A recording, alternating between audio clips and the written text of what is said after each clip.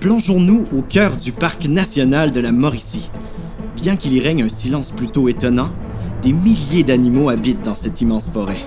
Au cours d'une visite, peut-être as-tu eu la chance d'apercevoir des troncs d'arbres abattus, une petite hutte formée de branches ou même un barrage. Ces constructions nous indiquent que l'on se trouve dans l'habitat du plus habile des bâtisseurs, le castor. Entrons dans l'univers de ce travailleur des plus persévérants.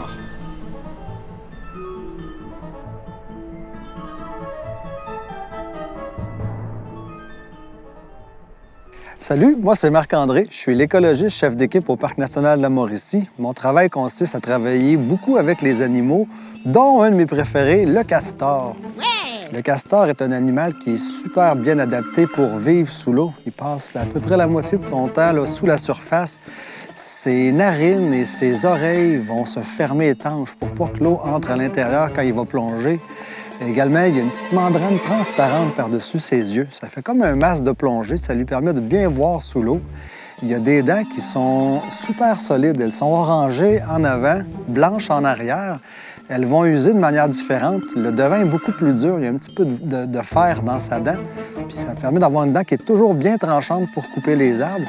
Mais ses lèvres vont se fermer derrière ses dents.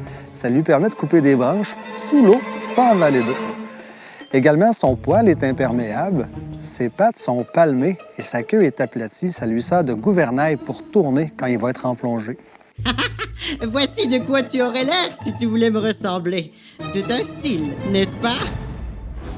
Savais-tu que depuis 1937, le castor apparaît sur l'une de nos pièces de monnaie, le 5 sous.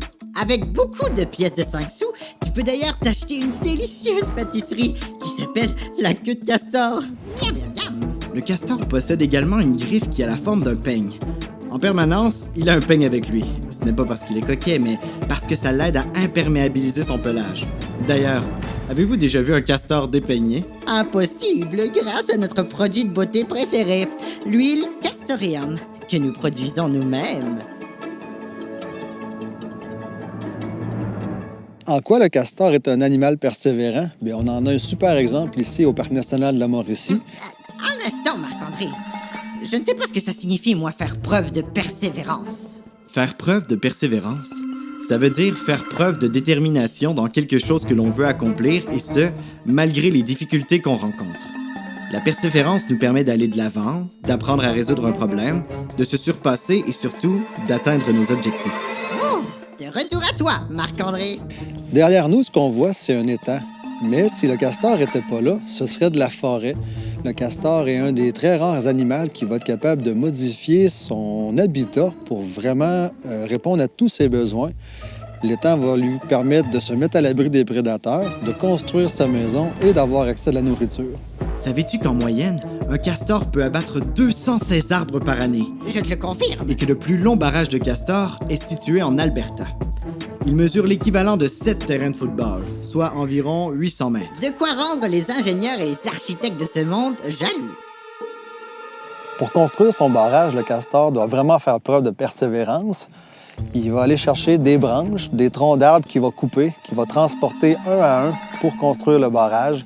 Il va mettre de la boue pour rendre tout ça étanche, pour pas que l'eau passe au travers. Il va apporter des pierres également pour le solidifier, pour s'assurer que l'eau ne passe pas au travers du barrage et qu'il va tranquillement faire monter le niveau d'eau pour créer l'étang.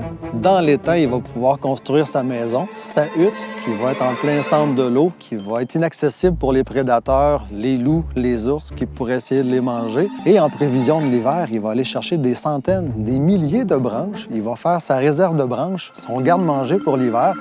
Il va faire un grand amas de branches à côté de sa hutte. C'est sa réserve, c'est ses provisions pour presque la moitié de l'année. Absolument! Je travaille toujours très fort. Une fois que le barrage, la hutte et la réserve de branches sont construits, le castor doit quand même continuer à faire preuve de persévérance. Oh oui! Par exemple, à chaque fois qu'il y a des pluies importantes, le barrage peut se faire endommager.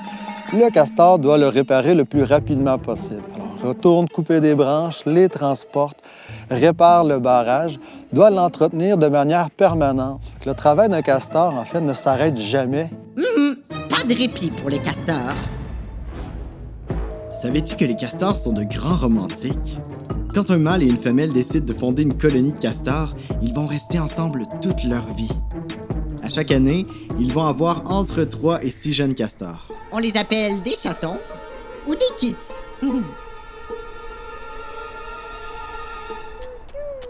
Comme tu as pu le constater, la persévérance est une qualité importante, voire essentielle à la survie du castor. Elle lui permet de protéger son habitat et de préparer ses réserves de nourriture. Sa détermination, son ardeur au travail et sa capacité à persévérer font de lui un animal admiré par l'homme. Le Canada lui a d'ailleurs offert les grands honneurs en le nommant en 1975 animal emblématique du pays. Une reconnaissance bien méritée pour ce constructeur infatigable. Je suis bien d'accord.